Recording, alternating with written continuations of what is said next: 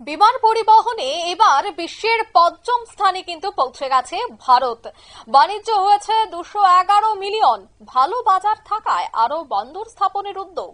মুম্বাই এবং দিল্লি বিমানবন্দরের পরিষেবায় খুশি আন্তর্জাতিক সংগঠনগুলি। বিস্তারিত জানবো, টেলিফোন লাইনে যুক্ত হয়ে গেছে প্রতিনিধি শেখ মনিরুল। বিমান পরিবহনে বিশ্বের পঞ্চম স্থানে ভারত রয়েছে। এই যে ভালো মুনাফা অর্জন হচ্ছে, তাতে কতটা খুশি আন্তর্জাতিক সংগঠনগুলি? আগামী দিনে কি আরো বেশি বন্দর স্থাপনের সম্ভাবনা থেকে যাচ্ছে? দেখো, এই ফিনান্সিয়াল ইয়ারে 211 মিলিয়ন মার্কিন ডলারের প্রায় বাণিজ্য হয়েছে ভারতের সিভিল এভিয়েশনে, শুধুমাত্র যাত্রী পরিষেবাতে।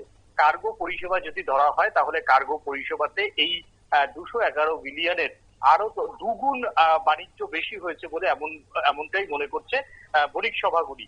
এবং এই যে বিমানের যেভাবে যাত্রী বাড়ছে এবং ভারতের প্রায় প্রত্যেকটি ছোট বড় শহরেও এখন যেভাবে বিমানবন্দর গড়ে উঠেছে, তাতে কিন্তু সমস্ত বিমান কোম্পানিগুলো কিন্তু লাভের দিক দেখেছে।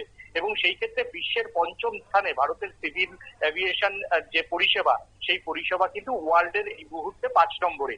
আরো বেশ 20টা বিমানবন্দর ইতিমধ্যেই তৈরি করার সিদ্ধান্ত নিয়ে ফেলেছে কেন্দ্রীয় সরকার। এইরকম ভাবে যদি একটি রাজ্যের মধ্যে ছোট ছোট শহরেও যদি এইভাবে বিমানবন্দর তৈরি করা হয়, তাহলে ভারতের বিমান পরিষেবা আরো বাড়বে, সেই সঙ্গে বাণিজ্যের পরিষেবাও কিন্তু বাণিজ্য আরো বাড়বে। এবং আন্তর্জাতিক যে সংস্থাগুলি রয়েছে, সেই আন্তর্জাতিক সংস্থাগুলিও এই বিমান পরিষেবা নিয়ে কিন্তু খুশি। এবং ভারতের বিমান পরিষেবাকে আন্তর্জাতিক সংস্থাগুলি যারা এর মান নির্ণয় করে, তারা কিন্তু ভারতের নিরাপত্তা, বিমান পরিষেবার যে নিরাপত্তা, সেই নিরাপত্তা কিন্তু আমেরিকার থেকেও অনেকাংশে ভালো বলেই কিন্তু তারা মনে করেছেন।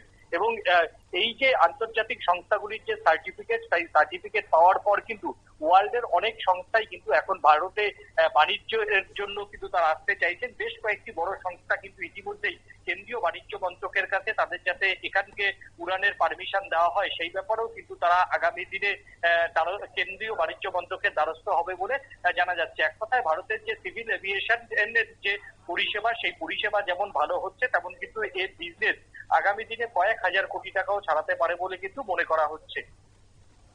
ধন্যবাদ। অর্থাৎ মুম্বাই এবং দিল্লি বিমানবন্দরের পরিষেবা নিয়ে অত্যন্ত খুশি আন্তর্জাতিক মহল, আন্তর্জাতিক সংস্থাগুলি। তাই আগামীতে আরো বেশ কিছু বন্দর স্থাপনের উদ্যোগও কিন্তু নিতে পারে কেন্দ্র, এমনটাই এই পরিসংখ্যান অনুযায়ী কিন্তু বলা হচ্ছে। নিয়ে নিচ্ছে ছোট একটি বিজ্ঞাপন বিরতির, সঙ্গে থাকুন।